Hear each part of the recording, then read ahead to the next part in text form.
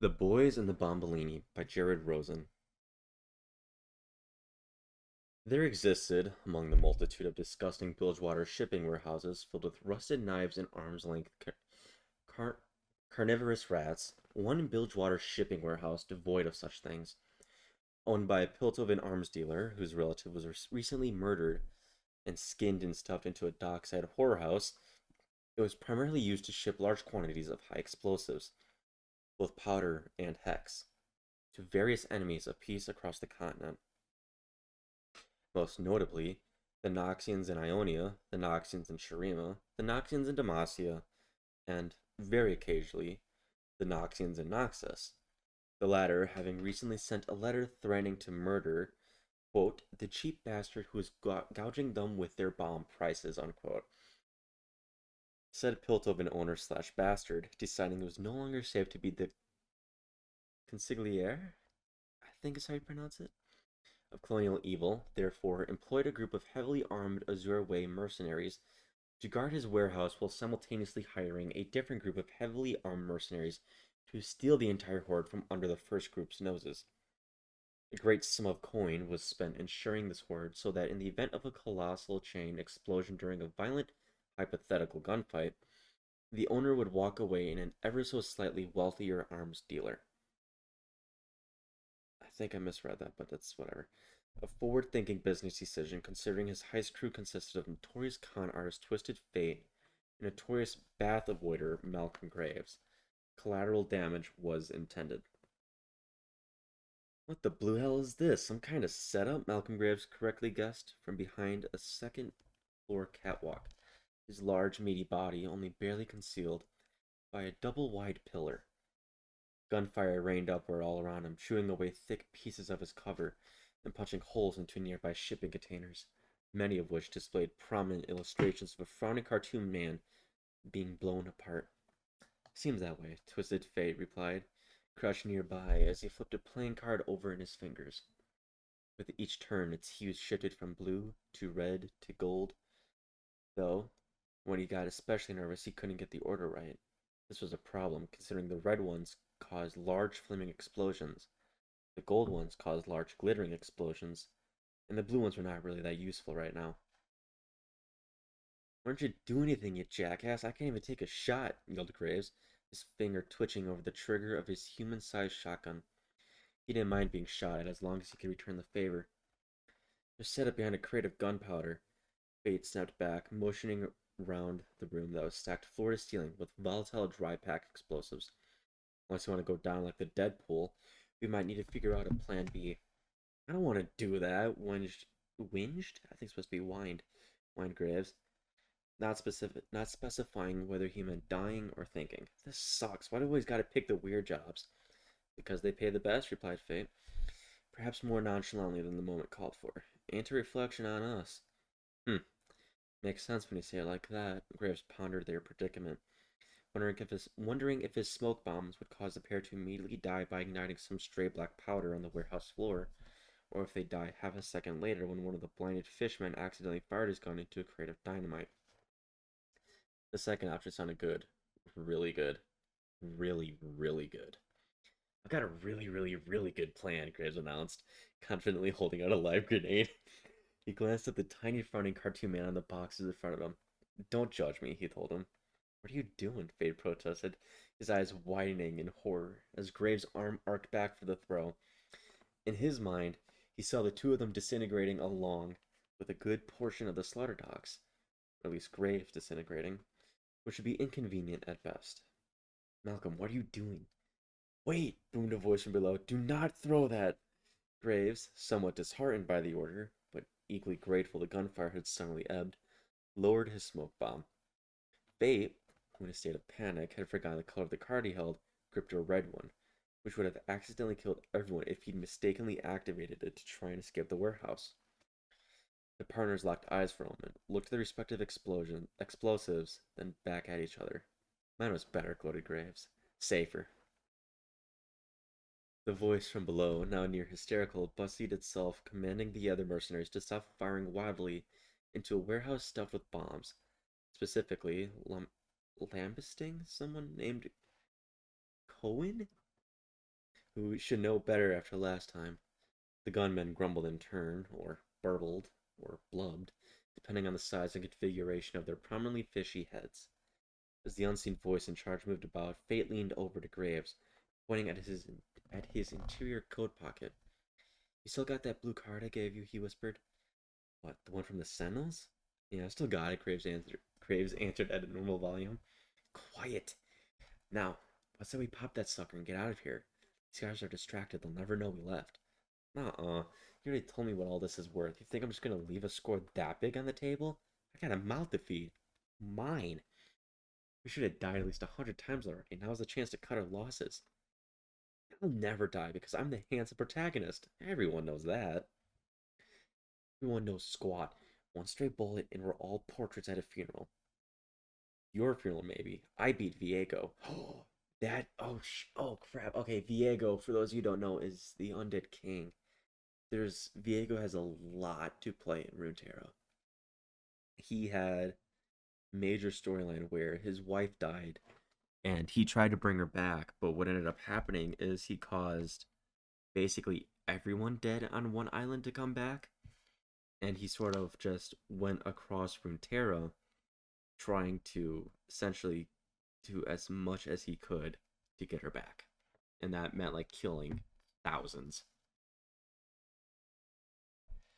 "Your funeral, maybe. I beat Viego. That makes me the male lead." "The male lead? I am so tired of this damn story," yelled Fate, immediately attracting the attention of everybody in the room. "See, that's your fault. Real deuteragonist behavior," Graves gloated, about 40% sure he used the word deuteragonist right. Everyone collectively hesitated, each glancing around nervously, as the realization of where they were and what, exactly, they had gotten themselves into began to sink in. Yet neither the pair of bumblers nor the rank and file of zero-way cast-offs had the authority to end this standoff, or really any standoff, as immediate and violent escalation is a rich Bilgewater tradition. The tall hammerhead shark man with a menacing harpoon gun and no shirt was also unable to end the standoff, but he did not know it yet. His name was Bombolini, and the two things he knew best were how to project an understated elegance for a creature of his stature, and how to know exactly what to say to command a room. "What are you doing, you bunch of ding-dongs?" he shouted toward the catwalk. "You trying to vaporize half of Bilgewater? What kind of heist crew brings live ammunition to a powder job?" Malcolm Graves and Twisted Fate both, unwisely, poked their heads out from the cover, each looking into a different monocular eye of their newfound opponent. His steely gaze, his muscular figure, his mean-looking weapon that was clearly intended to skewer sea serpents. A second of recognition passed, 2 seconds, and then for some reason 3. "Bombolini?" Graves asked. "Malcolm?" Bombolini asked back. "Malcolm Graves, is that you? Are you robbing me?"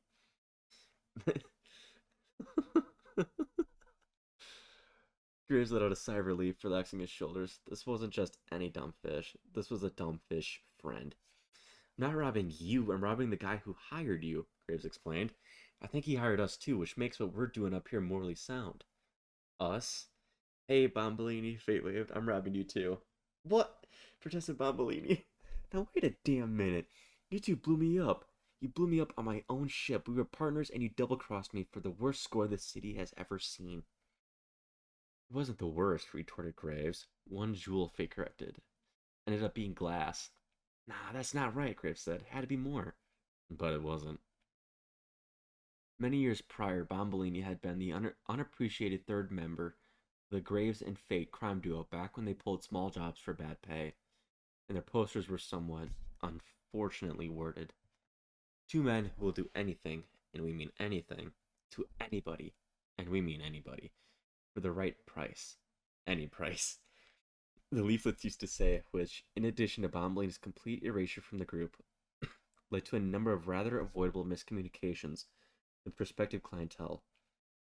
And thanks to Bilgewater's rich tradition of violent escalation, these mishaps tend to end in bloodshed or minor dock explosions, ironically drawing enough attention to the upstart criminals that they became a popular mercenary outfit. The leaflets remained unchanged for years, which made a young Bombolini deeply bitter. He eventually used his portion of the group's earnings to buy a modest schooner, retire from criminality, and start a solo wreck diving operation in the Blue Flame Isles that paid much better than robbery and coincidentally did not bill itself as some sort of pirate flesh carnival in bar flyers. Also coincidentally, success tends to draw eyes, and two of those eyes eventually hired Malcolm Graves and Twisted Fate to rob their former companion at a dive site near a Buru ruin. Lacking any moral fiber whatsoever, the pair immediately accepted. The robbery instantly led to a small oil fire, then a large oil fire, then bloodshed followed by a minor schooner explosion. All the treasure sank with the ship, save, of course, for a single piece of sea glass. Bombolini was assumed dead, the client was furious, and nobody got paid. All in all, it was one of the duo's more successful heists. Didn't you die? Asked Fate. I'm pretty sure you died. Bombolini tilted his head, unable to see any part of himself thanks to the wide setting of his predatory eyes. Though the attempt is quite valiant. Does it look like I'm dead? I don't know, replied Graves. Maybe. Are you going to kill them, boss? Asked the fishman impatiently, this one a spotter resembling a large bipedal goby. I second goby, said his partner, a hunched-over humanoid pistol shrimp with a rather impressive long gun. You said these guys double-crossed you before, right? What's their deal? Bombolini blinked, his walnut-sized brain chugging along as he attempted to remember what exactly their deal had been.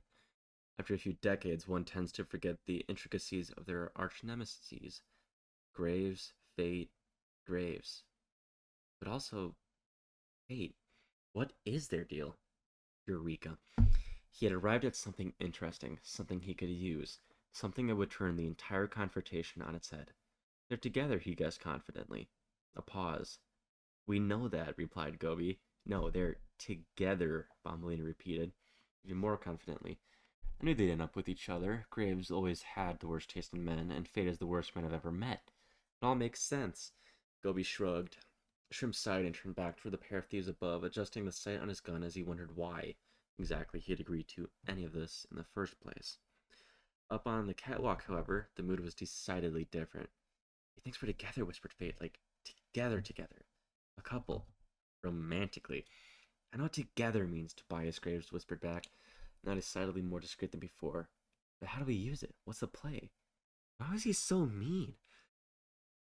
Fate stroked his chin with his free hand, flipping the errant red card into a gold card as he turned the question over in his head. The chance of everyone dying in a colossal fireball was still higher than he liked, but with Bombolini and his men off guard, now was the time for bold action. He needed something big, something dumb, something that would turn the entire confrontation on its head. He needed. I cannot believe you got us into this mess again, Fate shouted, pointing at an accusatory finger at Graves, making sure most of his body remained hidden from the sniper. This is just like you. Never thinking before you show up. You're too big. You have no finesse. You packed hex shots and grenades for a powder job. My ma was right. We shouldn't have stayed together. Graves was taken aback for several reasons. The first of which is that he had never met Fate's mother, and up until this point, had not been sure she even existed. The second was that Fate had not explained the plan to him and was now making jabs at Graves' rugged burliness and masterful heist preparation, both of which made him a statuesque prince among thieves. Hey, what are you saying? You're the one always going on about how you're so clever, and here we are, pulling another garbage job where you're gonna die, and I gotta save you. If it were up to me, we'd be doing easy jobs like individual murders and light to heavy extortion.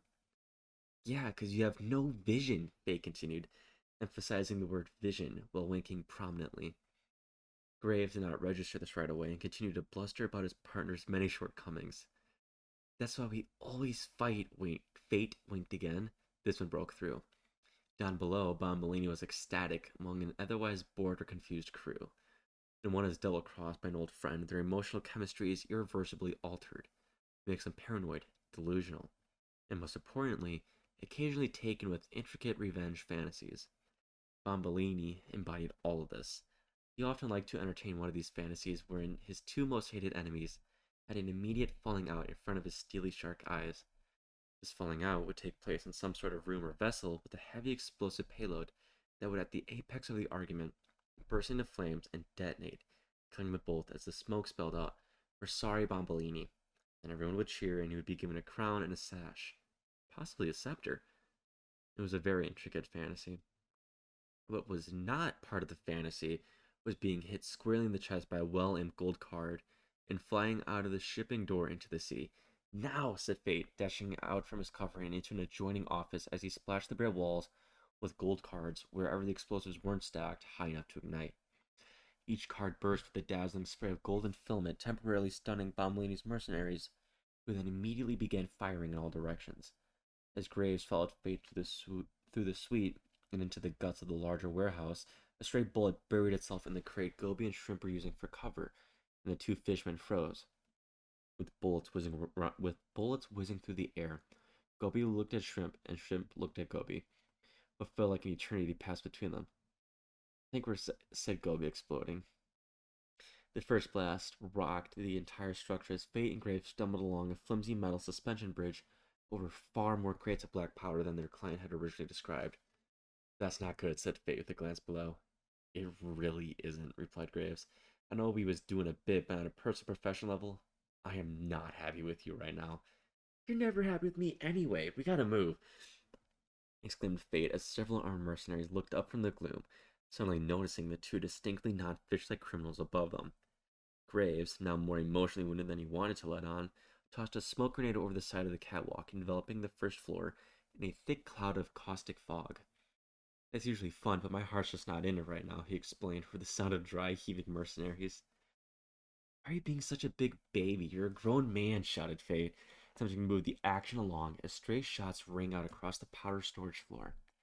"Stop calling me a big baby. You're always taking shots at my size. I'm the muscle that saves the day every time you get your goose cooked. You're ungrateful as hell, Fate." "I'm ungrateful? I'm not the one who disappeared for months to go fight some Camivore ghost prince, then rolled back into town one night like he owned the place. He was a ghost king, and you're lucky I fought him, or we'd all be ghosts. You'd be a ghost, I'd be a ghost, everyone would be a ghost. You weren't even there. You think I don't read Shauna's letters? Graves, I'm a con man. You can't trick me. They left you outside while Scissors Doll and the Shirtless Wonder saved the day." Okay, Scissors Doll is Gwen and Shirtless Wonder is Brom. That's incredible nicknames. "That ain't how it went down, Fate," said Graves darkly. "That's just the story. We don't talk about what really happened." "Oh, please, your delusions of grandeur were annoying decades before you became Valoran's #1 hero. Is this still a fake fight? Or are we having a real fight? Because if it's a real fight, I will punch that stupid hat through your mouth." "I think it's a real fight. And you know what else? You do stink. And you don't think things through. And live grenades were not the best call here." "Yeah, well, this is why we stopped working together the first damn time. Because you think you're better than me, and you think you're better than this." "And what if I am?" yelled Fate, only realizing what he'd said after he said it. From the burning, rupturing front of the warehouse, Bombolini's surviving mercenaries poured through the surface door and onto the catwalk, its bolts decoupling from the walls under their combined weight. Many of the gunmen were badly singed and filled with a roiling anger fit to match their newfound crispiness. "You can fight later, damn it. Get your behind out that door," Graves commanded, as he and Fate dropped their argument and made a run for the exit with the rapidly sinking catwalk buckling underfoot. 6 strides from the doorway, another blast tore upward from the powdered floor, consuming the Azorway mercenaries in a pillar of raging flames as the crates beneath them began to blow one by one. The smoke from Graves' grenade, a highly flammable mix of stinging, blinding, and stinking components deployed for tactical measures, immediately caught fire, something Graves did not account for, despite his supplier telling him several dozen times that the smoke was flammable. This, of course, ignited and exploded even more crates of black powder, launching both the slick card sharp and the daring bath avoider through a crumbling brick wall down one floor into a grimy foyer, also filled wall to wall with explosives. Among their heists, it is still counted as one of the more successful ones. "Ugh," groaned Graves. "That sucked." Fate fumbled above his head to make sure his hat was still there, and only when he confirmed its safety did he hold his screaming ribs. "Yeah, it did. Tobias, if we don't make it out of this, I just want to say one thing." "What is it, friend?" smiled Fate. "I hope you die first," Graves' cough laughed. "Aw, shucks, that's sweet." The warehouse shook again as debris and chunks of roof smacked hard against the floor. Smoke poured through the gaping second-story hole in the wall, and flames licked tightly packed boxes of explosives, these emblazoned with a different frowning cartoon man in the process of blowing up. Did no one notice how wildly unsafe this was? Asked Graves, hopping toward what appeared to be a surface exit. It's bilge water, Malcolm. Nobody notices anything. Nobody, except for me, said a familiar, slightly raspier voice. Bombolini, now sporting a thick purple bruise in the center of his torso, stepped theatrically before the duo. His harpoon gun primed as his large, sharky shape stood between Bilgewater's most noticed mercenaries and the only way out. Graves caught sight of a damp, shark-shaped spot in the dock outside. Bombolini had likely been hiding there, waiting minutes for this reveal. God, it's not this donut again, Fate muttered. And yet it is, Bombolini explained, stifling a cough. Do you know what I thought when I saw you two after all these years? After all that time, all that not interested, said Graves, pointing his massive shotgun at a container of explosives directly next to the shark man. Graves pulled the trigger, the gun fired, and everything went up in smoke. This is hysterical. I'm loving this read. Several hundred arm spans from the rupturing warehouse, once filled with far too many explosives to actually steal, Malcolm Graves and Twisted Fate suddenly appeared in the air a length and a half above a quaint little fishing pier, along with some residual smoke and flame, as Fate's teleportation timing had not been perfect. The two crashed onto the ground with Graves' gun landing squarely on his stomach. The sound he made was a bit like a bloof. There could have been any number of other expletives. Those blue cards sure are useful, Fate bragged from flat on his newly injured back, dusting off his hat with the arm that wasn't cradling his possibly broken ribs. It had been a long day. Yeah, but they're never useful in the beginning, wheezed Graves, a little toasty and bruised, but otherwise none the worse for wear. We should use them before a gunfight breaks out, for stealing and whatnot. That takes the artistry out of it. You don't build a name for yourself by sticking to the shadows. You have to give you have to give the people a show. Fate replied as the warehouse's frame sagged in the distance, and flames erupted furiously from still unexploded payloads. He theatrically trolled his hand a bit, as if to underline the point. Fair, said Graves, unconvinced. The pair sat up in their blackened clothes, watching everything explode, and then explode some more. It was almost romantic, if one considered that sort of thing romantic, which, interestingly enough, they did. So, what now? Fate said, breaking the silence as quickly as possible. Double cross our dirty client, dig a grave for whatever's left of Bombolini? Graves chuckled. Oh, we're definitely doing that first thing. Nobody tries to blow me up without me blowing them up. As for Bombolini, I bet good money the shark is still out there. He's like me, too dumb to explode. My friend, you're the most brilliant dummy I ever did meet, smiled Fate. He'll never explode, and I mean that sincerely. Damn right, puffed Graves. Though now that we've had it out, you and I need to have a conversation. Right, Fate sighed. He was tired of looking for ways to avoid apologizing, and all the adrenaline made him feel better about breaking his cardinal rule of never doing it for any reason. He still wouldn't say the word sorry, though. That was a bridge too far. Malcolm, I did not mean to imply that I was better than you. When we dissolved the business... Stop, said Graves, laying his shotgun behind him as he dangled his legs over the water. I already hate this. Apology accepted. Next round's on you. Good man, replied Fate, thankfully, gazing across the sea as the sun began to set. Graves looked over at his partner to add another quip, but noticed perhaps for the first time that there was a certain angularity to Tobias, features that he had thus far failed to appreciate. A strong jaw, a shockingly unbroken nose, a bold choice in semi-fashionable hats. He was an objectively terrible person, but maybe the right kind of terrible for, oh, he thought, Malcolm Graves, now much older, only somewhat wiser, but infinitely more worldly, measured his next words more carefully than most things he did, or said in any given day, which is especially surprising to him since navigating the complex relationship between two criminal masterminds such as themselves was not really his strong suit, nor had he ever given it much thought. He wondered, why worry so much about Tobias' opinion of him? It wasn't like it mattered. They had their roles after all, and Malcolm, Fate interrupted. Do you have a concussion? It's possible, Graves sighed, but not in a sad or tired way, more of a concussed way. Alright, let me look, said the very injured Fate, brushing Graves' hair aside as he looked for signs of a bruise. We both know you're a durable fellow, but neither of us is invincible. Not like Bombolini, said Graves, confused by the welling excitement over Fate playing with his hair. I am legitimately dumbfounded by that, Fate offered. I remember that boat heist. Our old friend was caught in the middle of a deeply vicious detonation. Deserved it, though. I do not have any terrible taste in men. I have good taste in terrible men, and there's absolutely a difference. Fate finished inspecting his partner's head, which didn't exactly produce any new information, as he didn't know what a concussion was supposed to look like. He gazed at Gray's rugged features as the setting sun danced across his boyishly unkempt hair, and considered all of those words together in a sentence, and then immediately recalled it the complete thought. Your taste isn't terrible, Malcolm. It's catastrophic. Catastrophic, Grace right back? Name one example. You can't. The Northman, Fates said almost instantly. The trader with the cockroach tattoo. That Buru cultist. Not a cultist.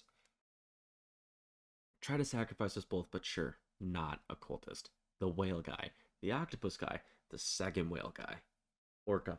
An orca is a kind of whale. The monk, the Vastaya, the Noxian. Graves winced. Alright, he was bad. A Noxian, Malcolm, from Noxus. People talked about that one. More racist than I would have preferred in a man in hindsight, Graves allowed. But it ain't like you're bringing home the greatest lovers in history. You ain't that slick. Excuse me, I am very slick, Faye protested.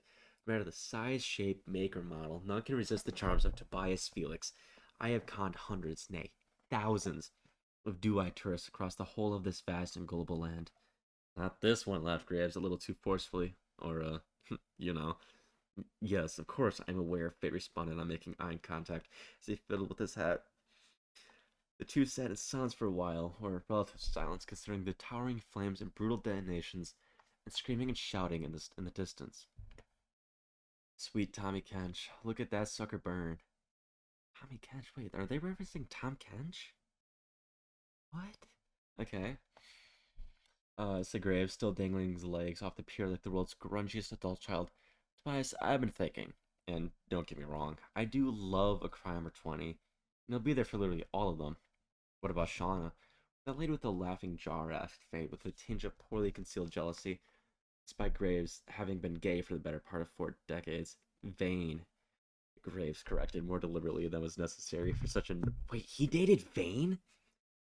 What? I did not know that. Vane, Graves corrected more deliberately than was necessary for such a normal and casual conversation between platonic business associates. Is a good friend, but she'll only help if we're killing monsters. And for the love of all that's sacred, never call her Shauna.